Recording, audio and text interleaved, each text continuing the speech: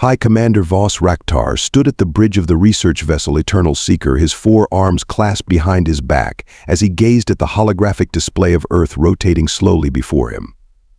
The successful extraction had gone exactly as planned. 10 specimens, all carefully selected, all acquired without alerting the broader human population. His mandibles clicked with satisfaction. Commander Science Officer Kenna's voice carried that irritating tone of superiority she never quite managed to hide.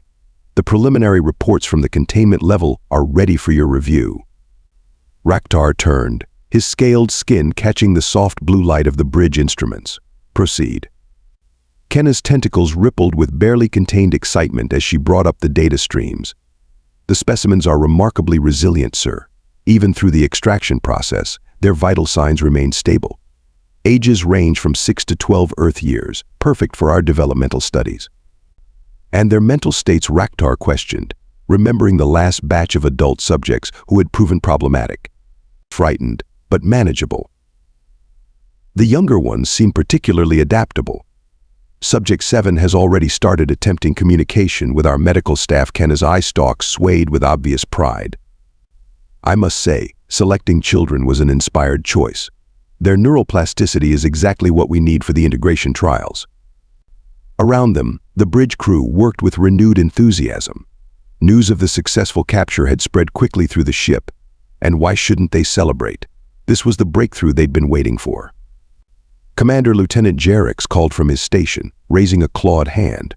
The stealth systems are functioning at peak efficiency.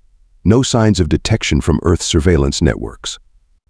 Excellent. Raktar allowed himself a rare smile. Kenna, I want hourly updates on the specimen's conditions. If these integration trials succeed, the Council will have to acknowledge your brilliance. Kenna finished, her tentacles forming the gesture of respectful agreement. The funding for the next phase will be guaranteed. The holographic Earth continued its slow rotation, seemingly peaceful and unaware. Raktar felt a surge of professional pride. After 3 failed attempts with adult subjects, they'd finally found the perfect solution. Human children adaptable, resilient, and far easier to control than their adult counterparts.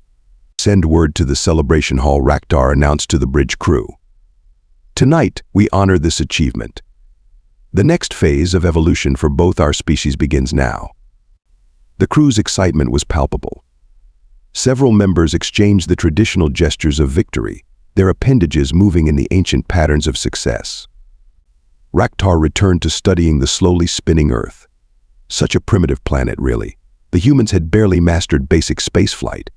Their most advanced weapons would be useless against the Eternal Seeker's defenses. And now, with these specimens, the gateway to understanding human biological adaptation would finally be opened.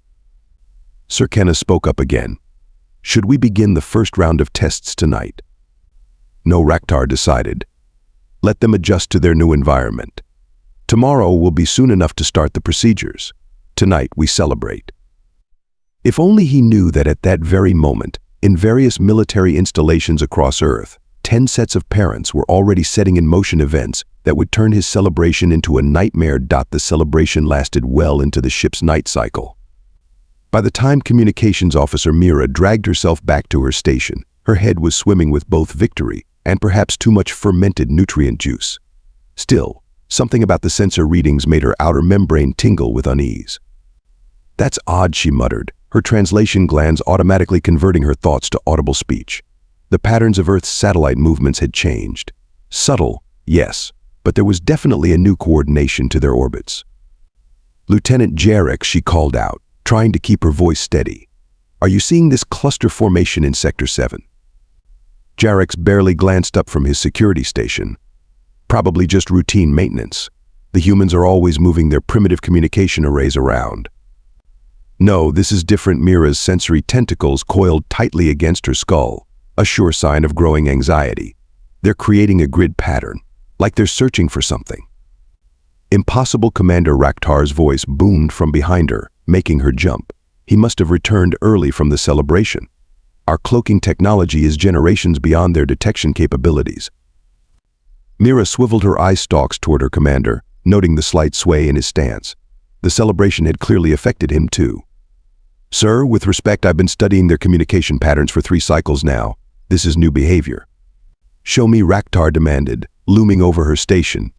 Mira brought up the satellite tracking display, highlighting the subtle but distinct changes in orbit patterns. See here? And here? They've adjusted 17 satellites in the last 6 hours. That's more activity than we've seen in the past month. Science officer Kenna slithered onto the bridge, her tentacles still adorned with celebration markings. Commander, we're ready to begin the first round of testing on specimens 3 and 7. Kenna, take a look at this, Mira insisted. Could our specimens be emitting some kind of traceable signal? Preposterous, Kenna's color patterns shifted to show her amusement. We thoroughly screened them for any tracking devices. Besides, their technology is far too primitive to detect our presence. A new alert pinged on Mira's console. Sir, multiple human military vessels have changed course. They're moving into a standard search pattern. Coincidence? Raktar waved 2 of his arms dismissively. Their military regularly conducts exercises. Kenna, proceed with the testing schedule. But Sir, Mira's voice rose with frustration. The pattern is centered on our last collection point, and... Wait, she adjusted her instruments, double-checking the readings. We're picking up increased communications between their military installations, far above normal levels. Officer Mira Raktar's voice carried a dangerous edge. Your concerns are noted, but you're letting paranoia cloud your judgment. Our mission is too important to be delayed by primitive human military exercises. Commander Lieutenant Jarrix called out suddenly. I'm detecting unusual energy signatures. Very faint, but... Enough. Raktar slammed one of his arms against a console. I will not have this victory undermined by paranoid speculation. Maintain standard observation protocols. Kenna, you have my authorization to proceed with testing. Mira, focus on your assigned duties and stop looking for problems where none exist. Mira watched helplessly as Raktar and Kenna left the bridge, already discussing the test protocols for their captured specimens. Her sensory tentacles remained tightly coiled, screaming danger. On her screen, more satellites continued their subtle dance, weaving an ever tighter net around the Eternal Seeker's position. Just routine exercises, she whispered to herself, trying to believe it. But as she watched another cluster of military vessels adjust their course, she couldn't shake the feeling that they'd made a terrible mistake. In the depths of the ship, 10 children lay in their containment cells, waiting. And on Earth, their parents were far from helpless. They were coming. But by the time the Eternal Seeker's crew realized this truth, it would be far too late. The first breach happened during the night cycle. No alarms, no warnings, just a sudden fluctuation in the shield harmonics that lasted precisely 2.3 seconds.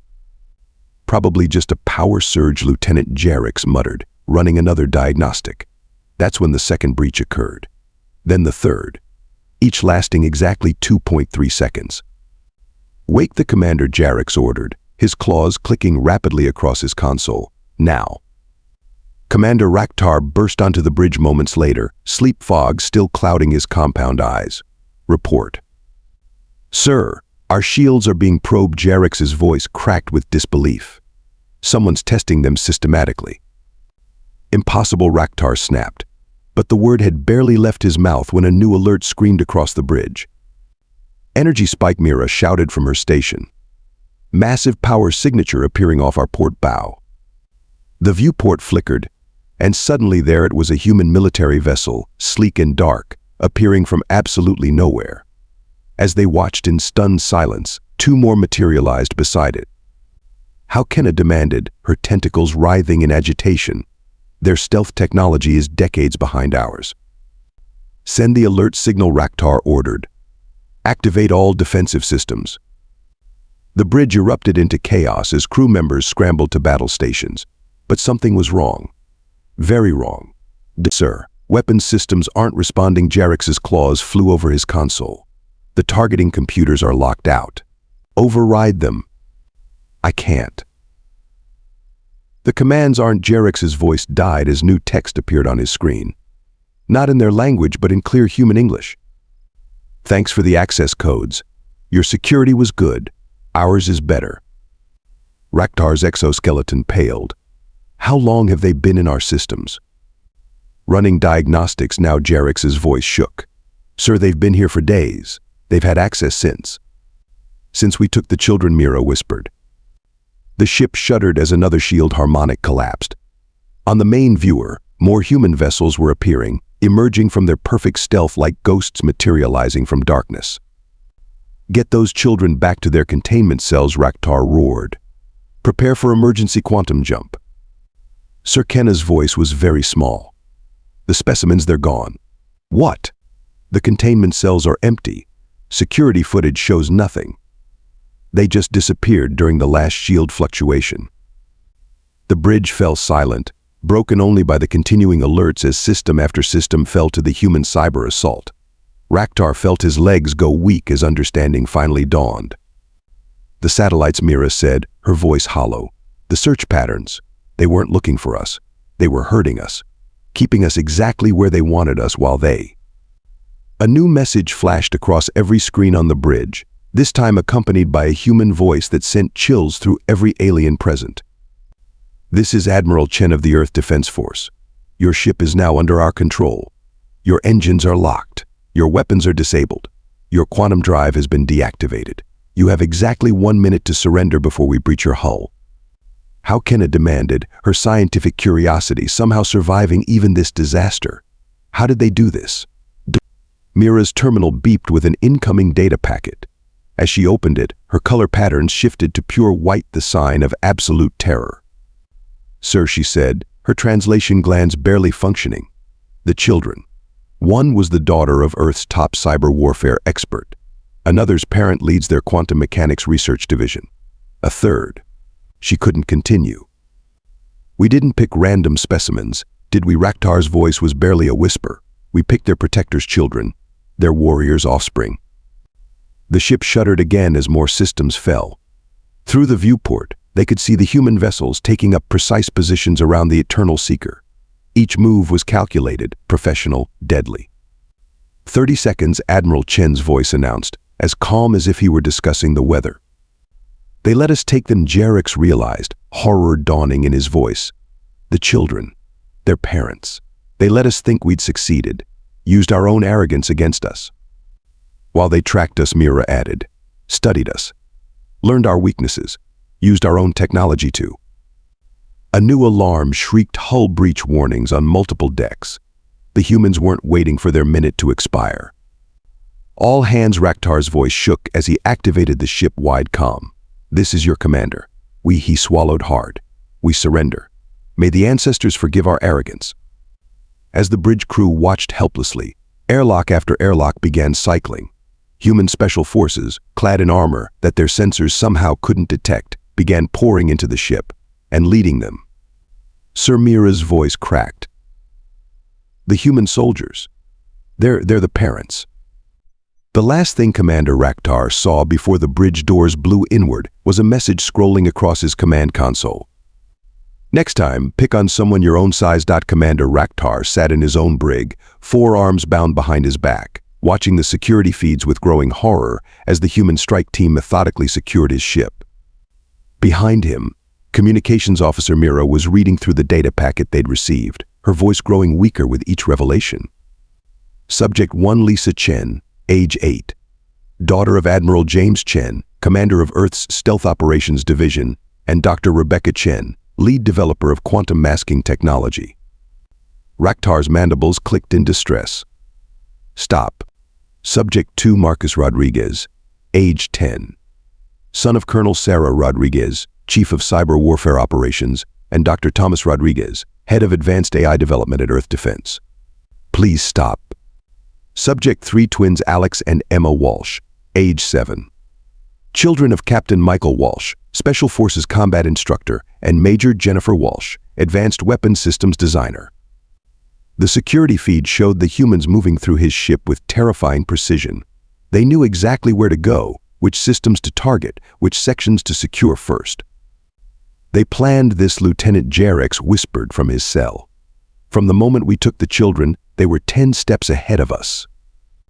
A new figure appeared on the security feed, a woman in combat armor, her helmet retracting to reveal a fierce expression. Colonel Rodriguez, according to the data file.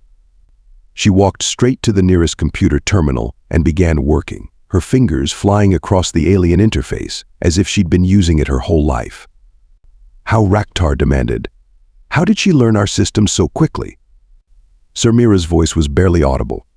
According to this, while we were studying their children, they were studying us. Every scan we ran, every test we performed, every bit of data we collected, they were collecting it too, through the children. The feeds showed more parents arriving on the bridge. Dr. Chen was examining their quantum drive controls with obvious interest. Captain Walsh was efficiently directing his teams to secure critical systems. And Major Walsh. She's reverse engineering our weapons, Kenna observed with horrified admiration. Right there, in the middle of combat operations, she's taking notes on our technology.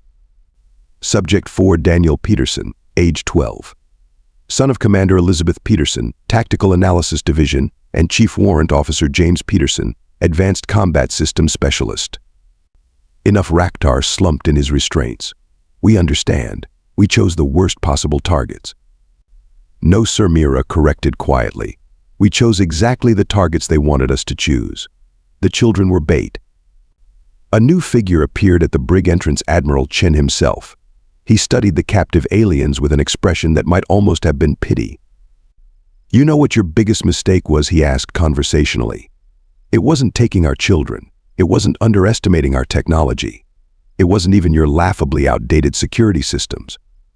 What was it then? Raktar managed to ask.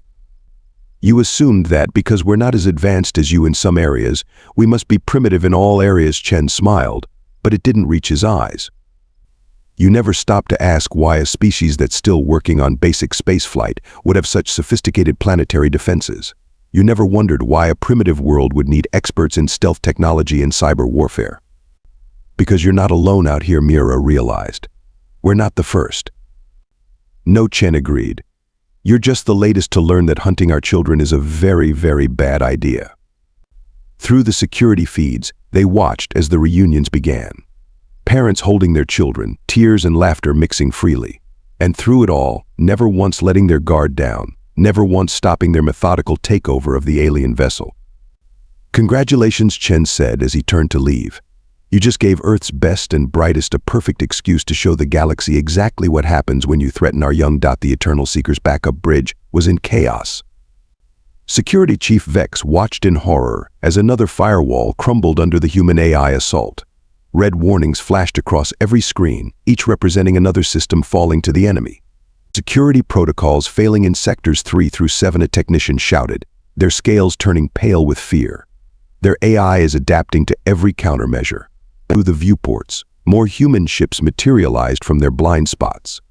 The supposedly primitive vessels had somehow mapped every weakness in their sensor coverage, appearing exactly where they were most vulnerable. How many ships do they have? Someone screamed as another vessel emerged from stealth. Attention, alien vessel. Colonel Rodriguez's voice cut through their communications, calm and precise. Your secondary command center is now compromised. Surrender, or we will be forced to take more aggressive action. Security Chief Vex watched as 3 more crew members abandoned their posts, rushing for the escape pods. Not that it would help them, the humans had those surrounded too. Send the surrender signal, one of the remaining bridge officers pleaded.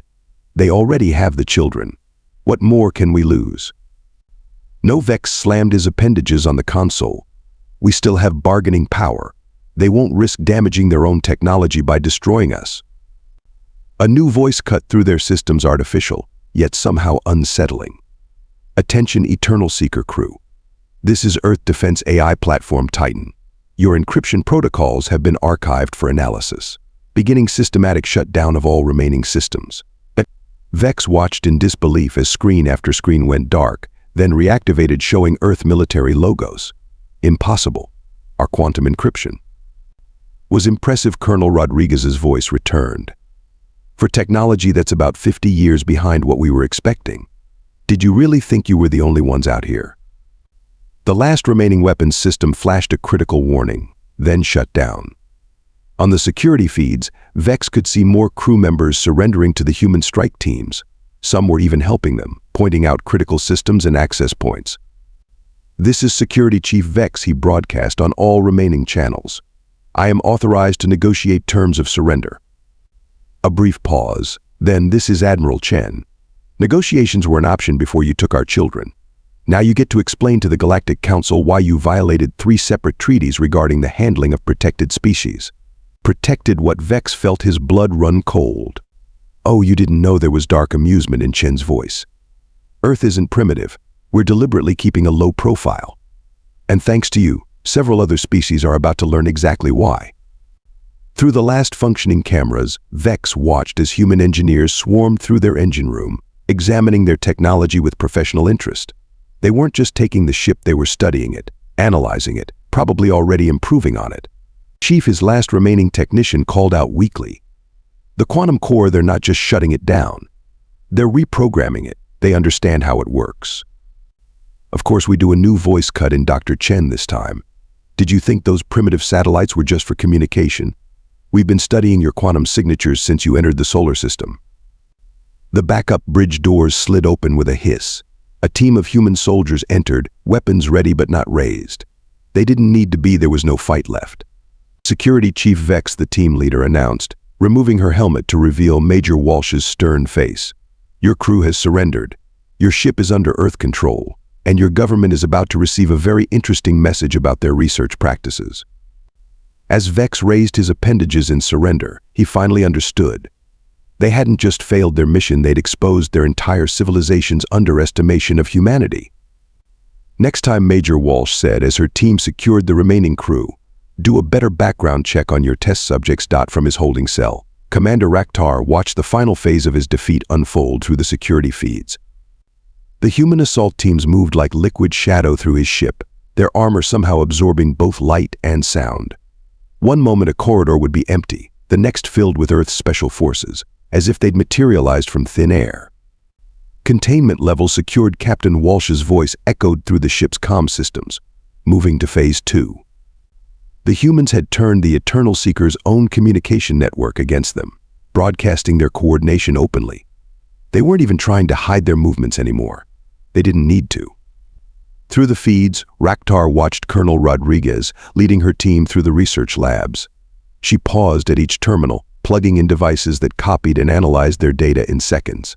Her movements were precise, professional, but her eyes burned with the kind of fury only a parent could muster. Lab 3 breached. Another voice called out. Dr. Chen, you're going to want to see this. The feeds showed Dr. Rebecca Chen examining their quantum masking technology. She wasn't just looking, she was improving it, right there on the spot, making adjustments that somehow made the system work better than when they'd built it.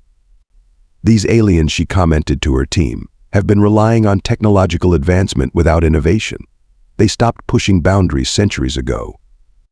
A new alert flashed: multiple hull breaches in the specimen containment area. The feeds showed Major Walsh's team cutting through supposedly impenetrable walls like they were made of paper. Behind them, engineers were already analyzing the structural composition, probably designing even better cutting tools on the spot. Remember Admiral Chen's voice broadcast ship-wide, these aliens thought they could experiment on our children. Show them exactly why that was a mistake. The humans didn't just fight, they adapted. Each team encountered different security measures, and each team overcame them in seconds. They shared information instantly, learning from each challenge, improving their tactics in real time. Sir Lieutenant Jarrex whispered from his cell. The humans, they're not just rescuing their children. They're studying us. Kenna finished. Everything we do, every defense we try, every technology we use, they're learning from all of it. Through the feeds, they watched the parent-led teams finally reach the children's holding cells. The reunion should have been chaos, tears, screaming, panic. Instead, it was somehow worse. The children were calm. Some even smiled at their rescuers, as if they'd never doubted this moment would come. Mom, one of the twins called out. Did you get the data I marked for you? Every bit of it, sweetheart, Major Walsh replied, her professional demeanor cracking just slightly. You did perfect. That's when the final truth hit Raktar like a plasma burst. The children, he gasped. They weren't just prisoners. They were gathering intelligence. Admiral Chen's voice came from the cell block entrance. From the moment you took them, did you really think the children of Earth's best military minds wouldn't know exactly what to look for? The Admiral walked to Raktar's cell, his expression hard as steel. Your scientists were so busy running tests on them, they never noticed the children were running tests of their own. Why Raktar had to ask, why show us all this? Why let us see how completely you've defeated us? Because you're going to deliver a message, Chen replied. To every species that thinks Earth is an easy target. That our children are easy prey. He leaned closer to the cell barrier. The message is simple, we're not primitive. We're patient. There's a difference. As if to emphasize his point, another human ship appeared through their quantum masking field, a ship using their own technology against them, but better, refined, improved. Congratulations, Chen said as he turned to leave. You just gave us exactly the excuse we needed to show the galaxy what humanity can really do. I don't think anyone will be underestimating Earth again anytime soon.